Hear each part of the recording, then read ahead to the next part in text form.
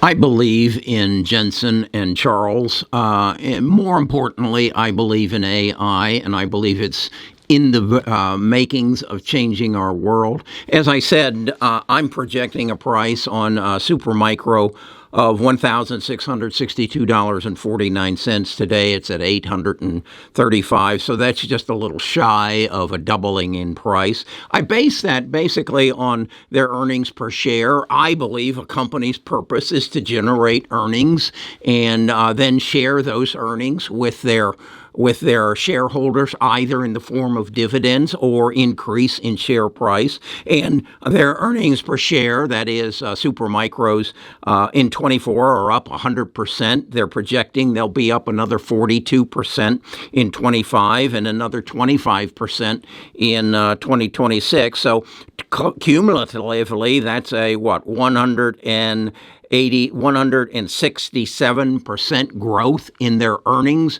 over a 3-year period. So yeah, I believe in them. I think the other thing that you've got to recognize is these are earnings and projections based on what we know today. What we don't know is how fast is this technology going to improve. Jensen has told us that every year he will upgrade his chips. He will make them better than the previous year's chips. Well, my consensus or my opinion is, what is the data center, and who is buying these computers from Supermicro? And well, basically, I believe Jensen buys them from Supermicro and then turns around and sells them to Amazon, Google, Microsoft, and all the other people who have these data centers. Now, the data centers are expected to double in size or in capacity, and I assume in number by 2030, but they're constantly every year going to have to be upgraded if they want to keep up with the advancements in AI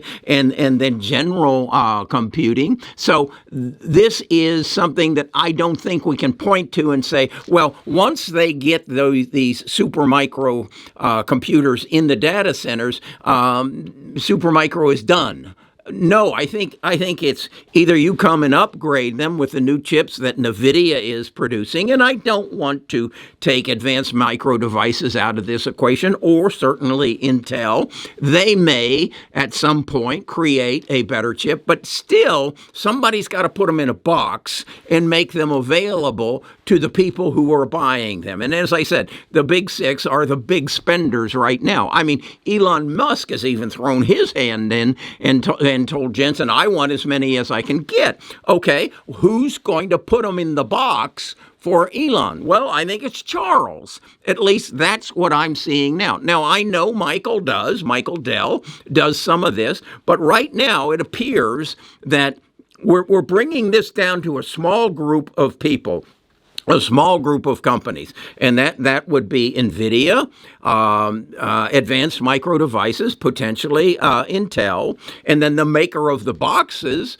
are Supermicro and Dell. And that pretty much sums it up. So I look at it and say, okay, what my job now becomes is one of projecting based on what they tell me. And what do I mean by what do they tell me? Well, I listen to their earnings calls, and in their earnings calls, they give projections for what is the future earnings per share, what are the future revenues, and those are the two things you need to concentrate on. Think of it from your perspective. What are your future revenues? That's what your pay, what your gigs produce you. That controls then what your profits are. Those are your earnings per share.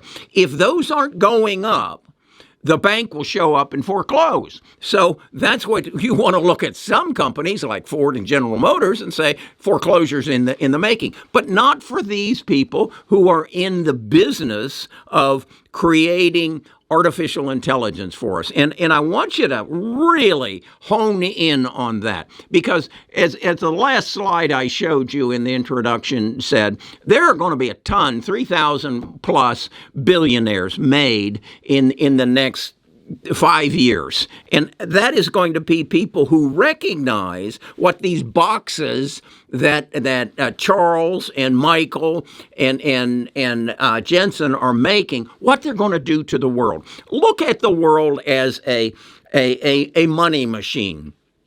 I think back as to how the world progresses. As a young child, anybody who went on a cruise was super rich. That's not so today. And why is that? That's because the money makers, the people who build the money machine said, hey, we could make a lot more money if we made these cruises available to the masses rather than just have the very wealthy on the top 3 floors and those people who want to move from this point to that point shoved down into the bottom and just being something more of a line of cargo that we have to feed. No, they recognize, Royal Caribbean and all the cruise companies, we can make a whole lot more money if we can make it available to the masses. Well, that's exactly what IPOs are. A guy has an idea. The people with the money come and say, we'll help fund your idea. Think of Mark Zuckerberg, college student. We'll help fund your idea, and then we're going to own 80% of it. Okay, that's exactly what's happening now.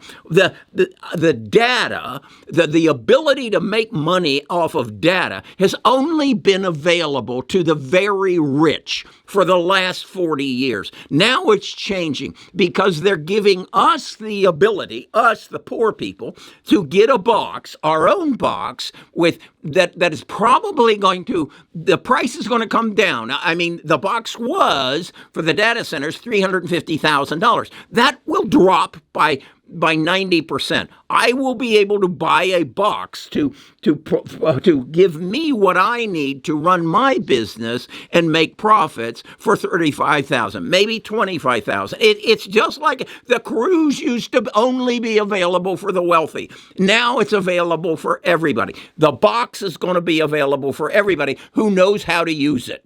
Okay? And so we us entrepreneurs will learn how to create franchises out of our box. Think about this. You go to a restaurant. I'm going to a restaurant this afternoon. It's an Asian restaurant that Nita and I really like.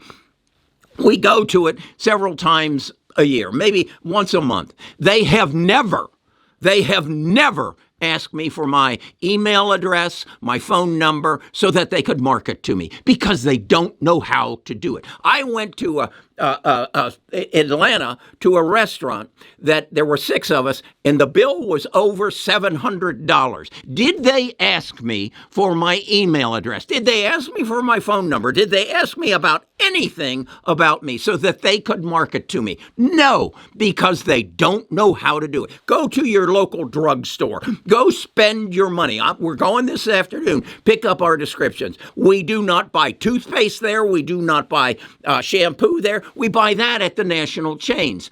They never ask me for my email address. This is the opportunity of the lifetime. This is the opportunity for you to buy one of Charles's boxes and Jensen's boxes and create a business to do the marketing for all these people who aren't asking us for our email addresses. They don't know what Mark Zuckerberg knows. They don't know how to do it.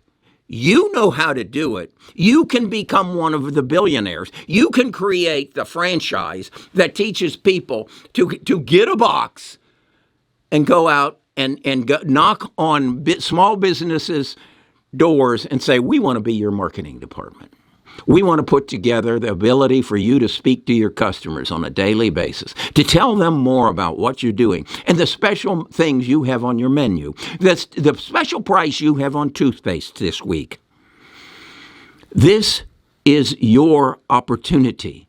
You can either just play in the stock market and become a millionaire in the stock market, or you can recognize this is the time when we're going to put the poor people on the ships, and we're going to offer opportunities for people like you and I to get a box and then use it as a marketing tool, and then create a franchise all across the world to teach other people how to buy boxes to market for small businesses. understand the wealthy can only get wealthy by bringing the poor people into the equation. To fill that ship with poor people who are paying for their cruise on a credit card.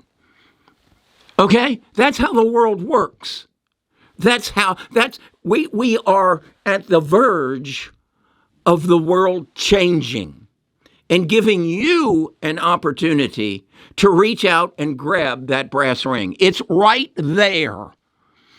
All you got to do is see it, understand it. Now, you can go ahead and you can do quite well by investing in Michael Dell and in Charles, SMCI, and in Jensen, NVIDIA.